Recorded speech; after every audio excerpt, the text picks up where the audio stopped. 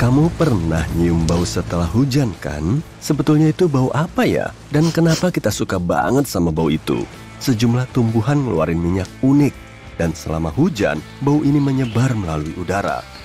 Saat tetesan airnya jatuh ke tanah, bakteri yang hidup di situ ngelepas zat kimia beraroma.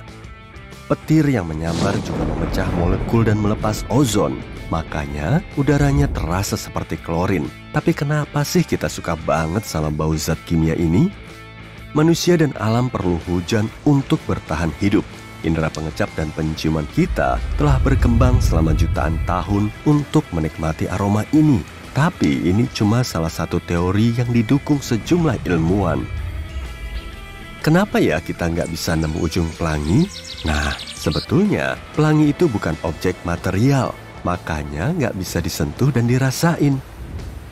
Sebetulnya pelangi nggak ada dimanapun. Itu cuma ilusi optik yang terbentuk oleh cahaya matahari, hujan, dan penglihatanmu. Cahaya dipantulkan dari tetesan hujan pada sudut tertentu, lalu kamu bisa mengamati keajaiban ini. Saat kamu mendekat, pelangi itu malah menjauh. Tapi kalau kamu pengen banget megang pelangi, itu sama aja kayak pengen ngelus-ngelus gambar anabul di layar komputer. Bisa nggak sih kalau kita jalan ke arah tepi hujan? Bayangin saat kamu berjalan maju, tubuhmu langsung basah kuyup. Tapi saat kamu mundur, kok malah kering semua? Hal ini bisa aja terjadi kok. Tapi air hujan nggak punya batasan yang jelas. Angin bikin tetesan airnya menyebar dan meluas. Awan hujan berada di langit. Jadi, tetesannya tersebar ke area yang lebih luas saat jatuh. Coba deh, siram bunga di kebunmu dengan selang semprot dari balkon lantai 2 rumahmu. Semburan airnya masih kecil saat di atas, tapi setelah jatuh di tempat jauh, semburannya semakin besar. Begitupun saat hujan, kamu bisa ngelihat dinding airnya membasahi area tersebut dari kejauhan. Tapi kalau kamu mendekat, tetesan air yang jatuh perlahan semakin banyak karena batasan hujan emang nggak begitu jelas. Kenapa sih kita nggak bisa mendengar suara di luar angkasa? Kalau kamu ngeliat tabrakan 2 meteorit besar, nggak akan terdengar suara apapun. Konser rock paling berisik pun nggak akan kedengeran. Sebagai udara yang bergetar, suara nggak bisa merambat di luar angkasa. Dan karena di luar angkasa nggak ada udara yang bergetar, di sana nggak ada gelombang suara. Berat satu awan bisa sampai bertonton. Awan kecil aja bisa seberat 2 ekor gajah. Lalu kenapa awan nggak jatuh ke tanah aja kan? Nah, awan terdiri dari tetesan air kecil. Tiap tetesannya ringan banget, jadi nggak bisa terpengaruh oleh gravitasi. Saking kecilnya, tetesan itu nggak bisa menembus udara dan jatuh ke tanah. Sebetulnya bisa aja sih, tapi pelan banget. Angin dan udara panas mengangkat tetesan air selama jatuh.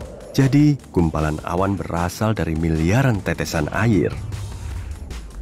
Selain itu ada faktor kelembapan. Udara lembab lebih ringan daripada udara kering.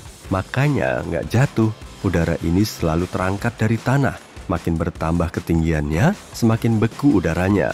Lalu gas ini berubah menjadi cair. Selama proses tersebut, panas yang terbentuk akan mampu menopang awan di langit. Masing-masing awan dikelilingi oleh lapisan tipis udara hangat. Area awan sangatlah luas. Dan setelah terkumpul semuanya, partikel air ini akan jatuh dalam bentuk hujan. Danau dan sungai bisa membeku, tapi kok lautan nggak begitu ya?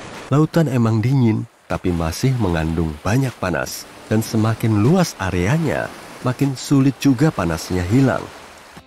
Kalau kamu pernah naruh gelas dan panci besar berisi air ke dalam freezer, kamu pasti tahu kan air di dalam gelas bakal lebih cepat beku? Laut pun begitu, tapi ada juga alasan lainnya sih. Lautan banyak mengandung garam. Dan air asin jauh lebih sulit membeku daripada air tawar. Selain itu, di lautan ada banyak arus bawah laut. Air hangat mengalir ke air dingin, sehingga mencegah pembekuan. Alasan lainnya berkaitan dengan panas bumi. Planet kita mendapat panas dari intinya. Jadi, di dekat inti bumi, udaranya semakin panas. Dasar laut mendapat panas dari energi yang menembus ribuan kilometer melewati kerak bumi.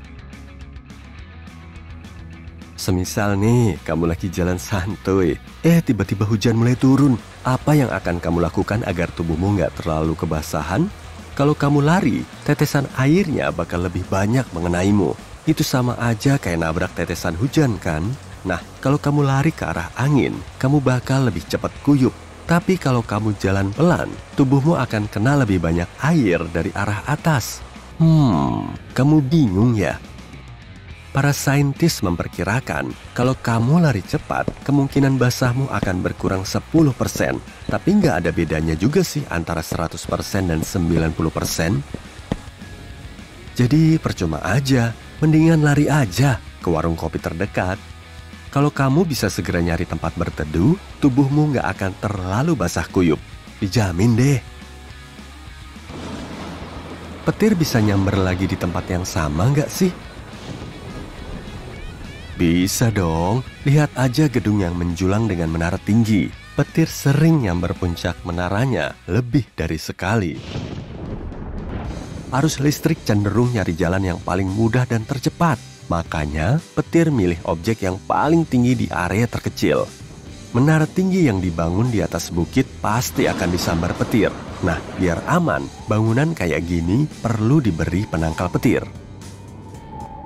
Ceritanya, kamu habis berendam dan naruh kakimu di atas keset hangat. Wah, nyaman banget kan? Tapi kenapa ubin kamar mandi selalu dingin ya? Sebetulnya sih suhu di situ sama aja kayak suhu objek lain.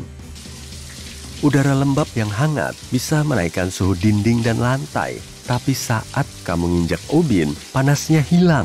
Dan ubin lebih bisa menghantarkan panas daripada keset. Kalau gula nggak bagus buat kesehatan, kenapa kita masih suka makan yang manis-manis? Alasannya berkaitan dengan evolusi. Gula masih bermanfaat buat kita kok, tapi kadarnya harus sedikit dan bentuknya alami. Misalnya, gula yang bersumber dari buah-buahan. Buah mengandung lebih banyak vitamin daripada sayuran. Makanya, di zaman prasejarah, manusia purba suka banget makan buah-buahan. Tubuh mereka butuh lebih banyak vitamin. Tapi saat itu, apel manis lebih langka daripada rumput dan dedaunan. Mereka juga perlu perjuangan keras untuk nyari aprikot. Makanya, dari waktu ke waktu, manusia suka banget sama gula.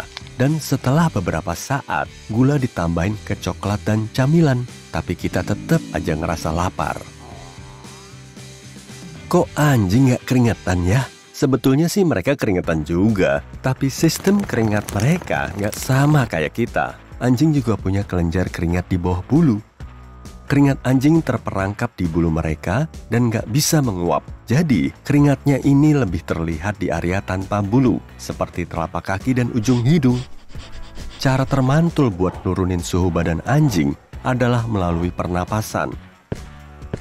Bayangin aja saat angin semilir menerpa tubuhmu setelah kamu lari. Rasanya sejuk banget kan? Anjing juga mendinginkan badannya melalui sistem pernapasan yang unik. Kenapa jarum di jam bergerak ke kanan? Alasannya adalah matahari. Saat jam matahari ditemukan di zaman dulu, bayangan matahari bergerak ke kanan di belahan bumi utara dan ke kiri di belahan bumi selatan.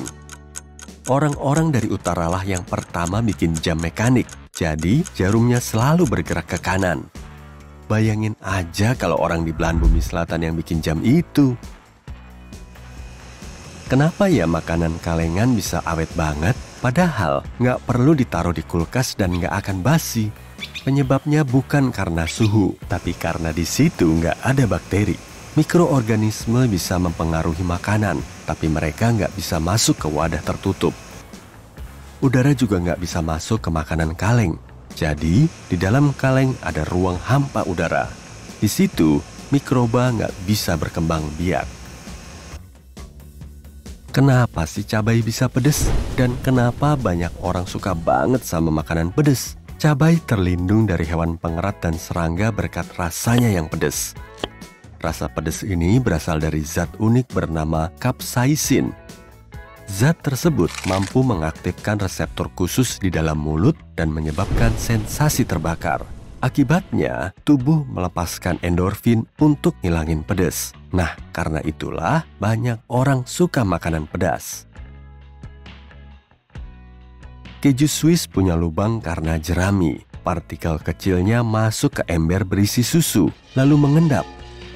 Nah, saat susunya berubah jadi keju, partikel ini membentuk lubang-lubang besar.